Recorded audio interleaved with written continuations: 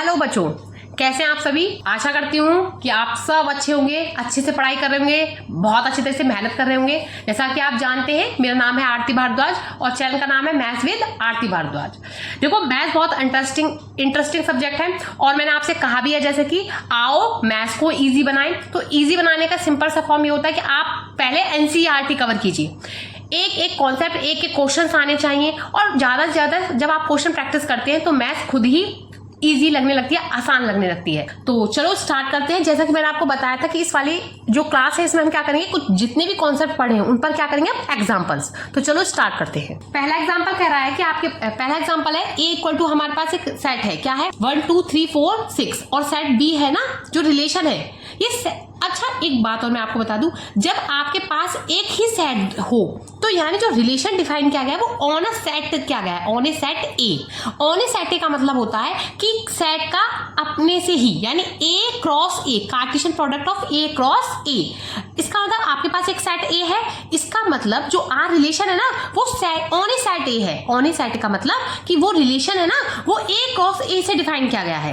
तो रिलेशन जो आपको किस फॉर्म में दिया है, ये किस फॉर्म में दिया गया है आपको, एक मेथड से लिखा हुआ है सेट बिल्डर मैथ, ठीक है।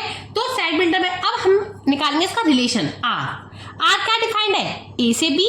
जो ए एलिमेंट है ये तो आपको पता है, आगे वाला सेट, और जो बी है वो भी पीछे वाला सेट, यानी एक सेट कौन सा, बी, ठीक। लेकिन ए जो है वो डिवाइड करना चाहिए किसको, बी को।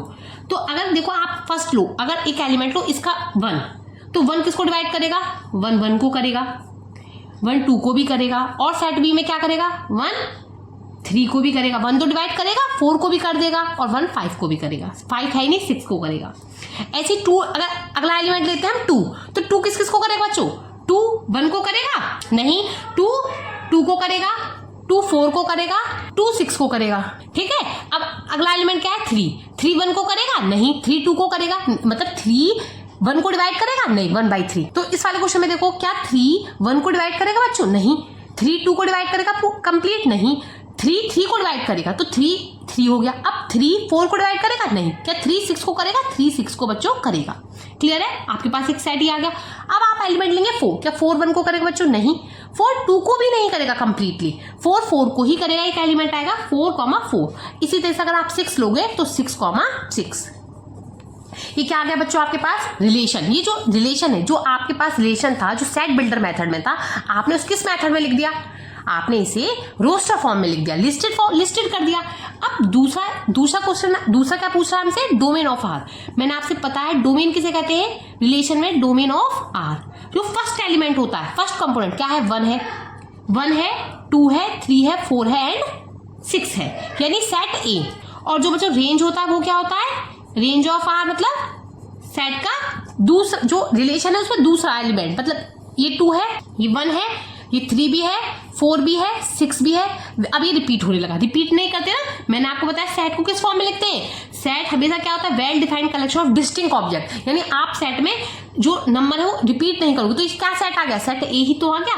तो आप ये आपको समझ में आया, आपने एक क्वेश्चन में ही आपने रिलेशन डोमेन निकालना सीखा, रेंज निकालना सीखा, किसकी, रिलेशंस की। ये रिलेशन के अंदर मैंने आपको बताया किस तरीके से निकालते हैं। चलो एक एग्जांपल और लेते हैं। देखो बच्चों, ये क्वेश्चन बहुत इंपॉर्टेंट है। इसने कहा है कि let R be a relation. R क्या है, रिलेशन क्या है, फिर से देखो जितना रिवीजन कराती हूँ ना मैं, ये क्यों बोलती हूँ बार बार। अब मैं आपको रिलेशन आया, मैं आपको फिर से बता रही हूँ रिलेशन क्या, relation is a subset of A cross B, तो आपको याद हो जाए, अच्छे से समझ में आ जाए। और नेचुरल नंबर, पता रिलेशन किस में बच्चों पर, नेचुरल नंबर। ना तो नेगेटिव की बात होगी, ना इंटीजर्स की बात होगी, ठीक है, ना रैशनल नंबर की बात होगी। केवल बात हम जो रिलेशन में करेंगे वो केवल करेंगे नेचुरल नंबर की। डिफाइंड किया गया है कि x + 4y इक्वल टू बच्चों 20, मतलब जो भी x और y नेचुरल नंबर इसको सेटिस्फाई करेंगे वो क्या होंगे, इस रिलेशन में आएंगे। अब उसने कहा find the domain and range. अगर आपके पास x + 4y बच्चों, इस तरीके क्वेश्चन कैसे करते हैं, पहले आप रिलेशन निकालेंगे x + 4y इक्वल टू क्या है 20। तो अगर आप इसमें y निकालना चाहें, y मतलब क्या हो गया, y क्या आएगा इसके अंदर, डोमेन या कोडोमेन या रेंज, वेरी गुड। जो y होता है वो क्या होता है हमारे पास, रेंज। तो y की वैल्यू कितनी आ जाएगी बच्चों, 20 - x/4। अब हमारे पास ये हो गया।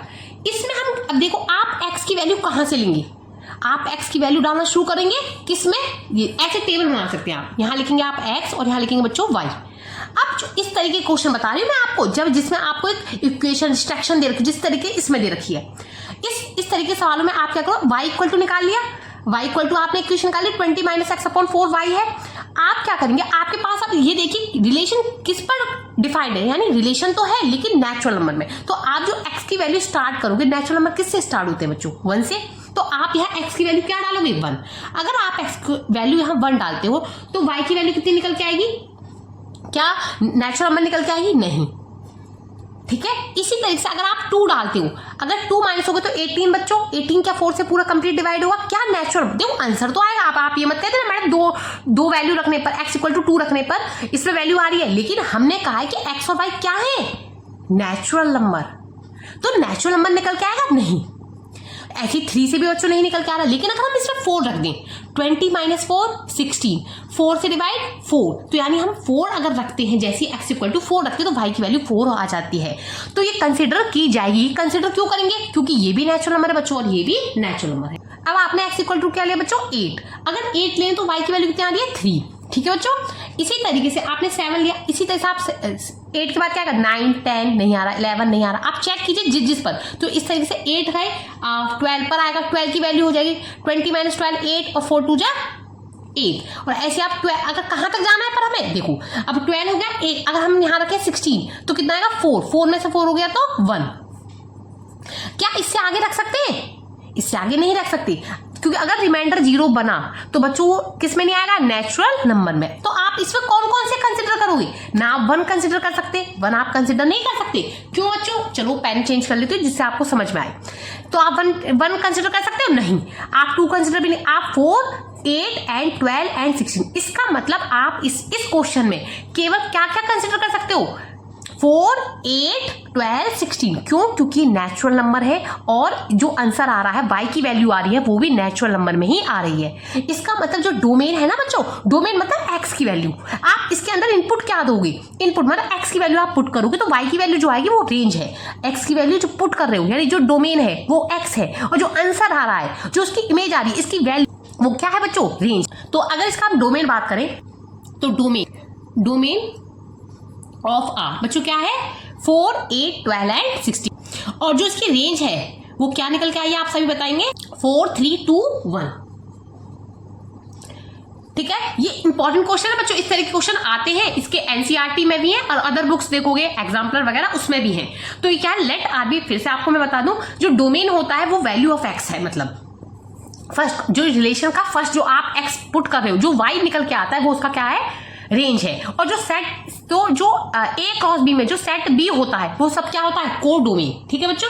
चलो एक एग्जांपल और लेते हैं। चलो बच्चों अगला एग्जांपल क्या है हमारे पास, लेट आर बी रिलेशन, ठीक है रिलेशन है वही subset of A cross be on A set. On A set का मतलब मैंने आपको बता दिया, इसमें आप ए और बी यानी एक जो सेट है उसी पर डिफाइन किया गया है। ऑन अ सेट मतलब उसी पर, ए का रिलेशन ए से ही, ए क्रॉस ए मीन्स, है ना, बताया था मैंने आपको। ऑन इंटीजर्स, इंटीजर्स पे बात होगी। देखो ये लाइनें बहुत इंपॉर्टेंट है, हाँ हम केवल इंटीजर्स के बारे में बात करेंगे ना कि नेचुरल नंबर, कोई और नंबर नहीं लेंगे, केवल integers. Positive and negative number include बस विद 0।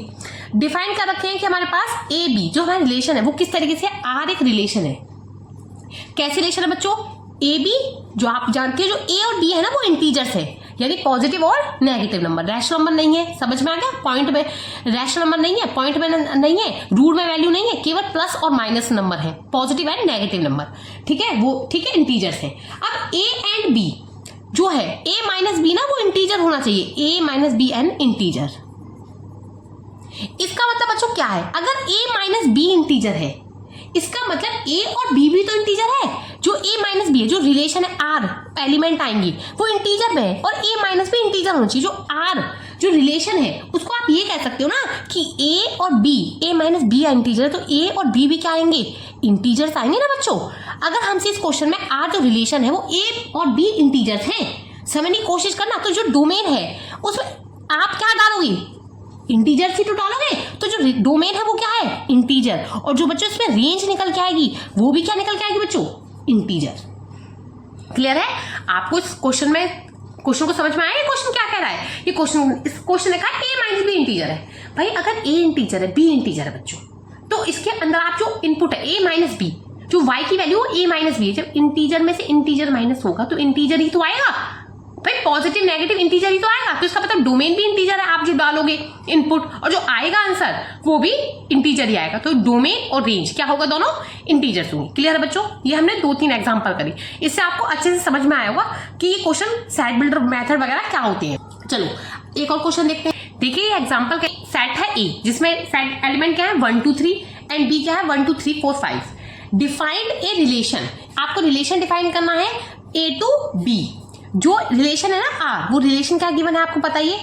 1, 2, 2 and 3, 3 and 4।